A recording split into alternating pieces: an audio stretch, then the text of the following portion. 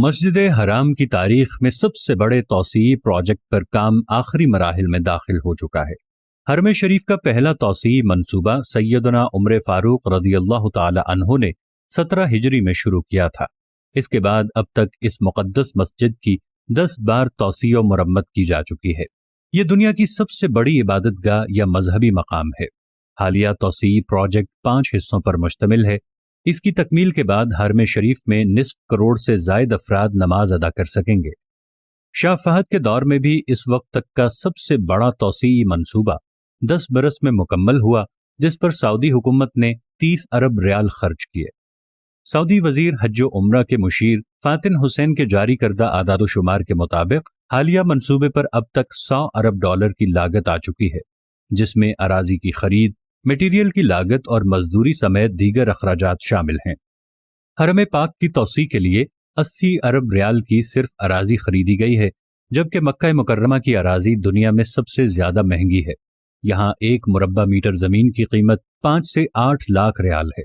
پھر حرم شریف کے قریب ہونے کے ساتھ زمین کی قیمت بھی بڑھتی ہے۔ سعودی حکمران حرمین الشریفین کی توسیع اور جملہ اخراجات کے لیے 1 پائی بھی کسی سے قبول نہیں کرتے۔ یہ سارے اخراجات سعادت سمجھ کر اپنی جیب سے برداشت کرتے ہیں۔ سعودی ٹی وی الاخباریہ کے مطابق حرم شریف سے متعلق اراضی کی قیمت دنیا میں سب سے زیادہ ہے۔ بیرونی صحنوں سے متصل اراضی پر جہاں معروف ہوٹلز قائم ہیں، جہاں ایک فلیٹ کی قیمت کروڑوں ریال ہے، مکہ مکرمہ کے مرکزی علاقے میں جو عمارت جتنی حرم شریف سے قریب ہوتی ہے، اس کے فلیٹ اتنے ہی مہنگے ہیں۔ سب سے قریب عمارت کا ایک فلیٹ 47 ملین ریال میں فروخت ہوا۔ سعودی حکومت نے حرم شریف میں توسیع کے لیے آس پاس کی زمینیں خرید لی ہیں۔ مختلف مقامات پر 400 ہوٹلز سمیت 3500 رہائشی مکانات اور دکانوں کو منہدم کیا گیا ہے۔ اتنی بڑی اراضی سعودی حکومت نے 80 ارب ریال کی خریدی۔ مکہ کے ریل اسٹیٹ کمیٹی کے چیئرمین منصور ابو ریاش کے مطابق حکومت کی جانب سے حرم شریف کی توسیع کے منصوبے کے تحت خریدی جانے والی زمینیں شعب عامر، جبل کعبہ، جبل المدافع کے آس پاس ہیں۔ انہوں نے حکومت کی جانب سے ملنے والے معاوضے کو مناسب قرار دیا ہے۔ تاہم سعودی حکام نے کہا ہے کہ اگر مالکان سمجھتے ہیں کہ حکومت نے ان کے ساتھ ناانصافی کی ہے تو وہ عدالت کا دروازہ کھٹکھٹا سکتے ہیں، کیونکہ یہ منصوبہ حرم پاک جیسے مقدس مقام کی توسیع اور حجاج کرام کی سہولت کے لیے شروع کیا گیا ہے۔ اس میں کسی کے ساتھ ناانصافی نہیں ہو سکتی۔ مسجد حرام کے اس توسیعی منصوبے کا کام 2012 میں شاہ عبداللہ کے دور میں شروع ہوا تھا، اس لیے یہ منصوبہ انہی کے نام سے کہلایا جاتا ہے۔ حرمین شریفین کی اتنے بڑے پیمانے پر توسیع کی ضرورت اس لیے پیش آئی ہے کہ ہر سال حجاج کرام اور عمرہ کرنے والوں کی تعداد میں اضافہ ہو رہا ہے۔ حرم شریف کی توسیع کے سلسلے میں شامل حصے میں 3 چھوٹے پاور سٹیشن بنائے جا رہے ہیں۔ یہ پاور پروجیکٹ التاثیر، جبل الکعبہ اور الحزون سڑک کے سامنے تعمیر ہو رہا ہے۔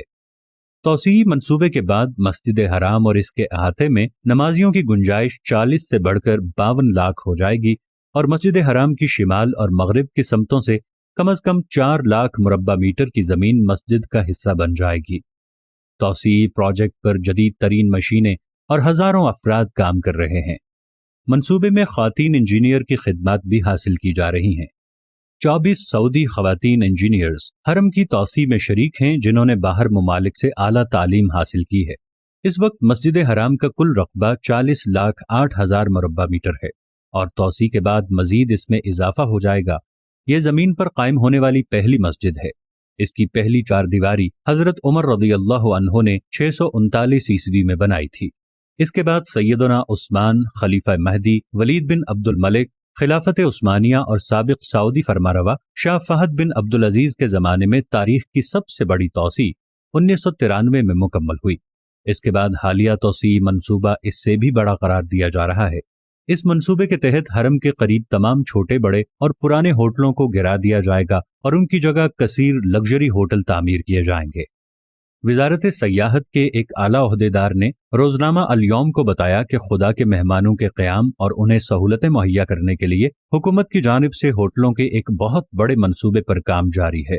چھوٹے ہوٹلوں کو مسمار کر کے بڑے اور جدید ہوٹل تعمیر کیے جائیں گے۔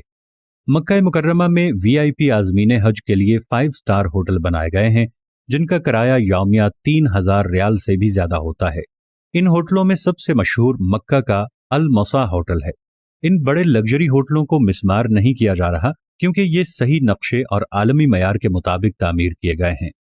तौसीई मंसूबे के डायरेक्टर इंजीनियर अब्दुल हसन बिन हमीद ने मीडिया को बताया कि मंसूबा कसीर तादाद में ज़ायरीन के मसाइल को पेश नज़र रखकर शुरू किया गया है।